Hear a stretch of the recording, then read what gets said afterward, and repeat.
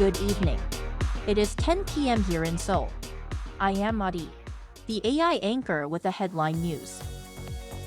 The KDI cut this year's economic growth forecast to 2.5% on Thursday, marking a 0.1 percentage point fall from its earlier projection presented in May.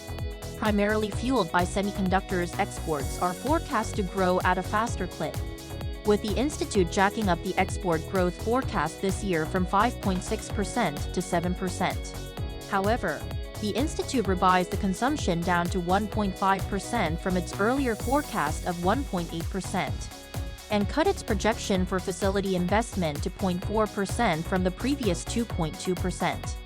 Due to weak domestic demand and falling global oil prices due to a potential slowdown in the US and China, consumer prices are forecast to climb 2.4% this year, which is 0.2 percentage points lower than in the forecast in May. Russia's defense ministry has said that up to 1,000 Ukrainian troops entered Russia near the town of Sudeja on Tuesday morning local time. The rare incursion appears to be one of the largest into Russia since the war began in February 2022.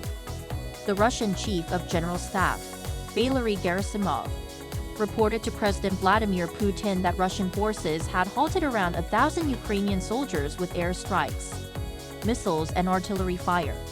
Ukraine has not commented on the attack but did announce that it is carrying out a large-scale plan. The South Korean government is said to come up with a comprehensive plan to deal with the rising number of fires sparked by electric vehicles.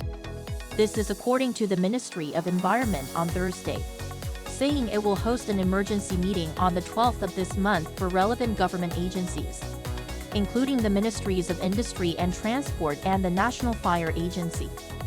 With more EVs on the road in South Korea, there has been a rise in the number of fires caused by them. In 2021, it was 24 cases. In 2022, 43. And last year, 72.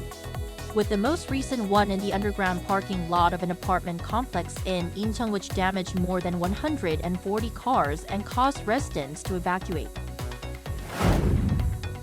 The rival parties at the National Assembly have agreed to join forces to push what they call undisputed pieces of legislation affecting people's livelihoods. The chief deputy floor leaders of the ruling People Power Party and the main opposition Democratic Party held talks on Thursday, and said they will work to process the livelihood-related bills during the remaining August assembly. One such bill would be the improvement to the current Nursing Act, to outline the roles of physician assistants in medical practices. However, no details have yet been finalized on the potential consultative body between the rival parties and the government, suggested by the party leaderships earlier this week. South Korea has taken back the #1 spot in taekwondo, finally adding a gold in the traditional martial art at the Paris Olympics. On the first day of taekwondo competitions in Paris, Tae-joon took a commanding lead in the final, winning the opening round 9-0 and the second round 13-1 against Magomedov of Azerbaijan.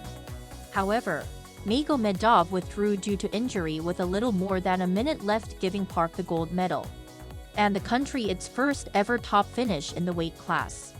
The gold medal for Park also gave South Korea their 12th gold in Paris, one shy of equaling its previous best and the country's first gold in taekwondo in 16 years. That brings us to the end of tonight's AI headline news. Thank you for watching. Good night.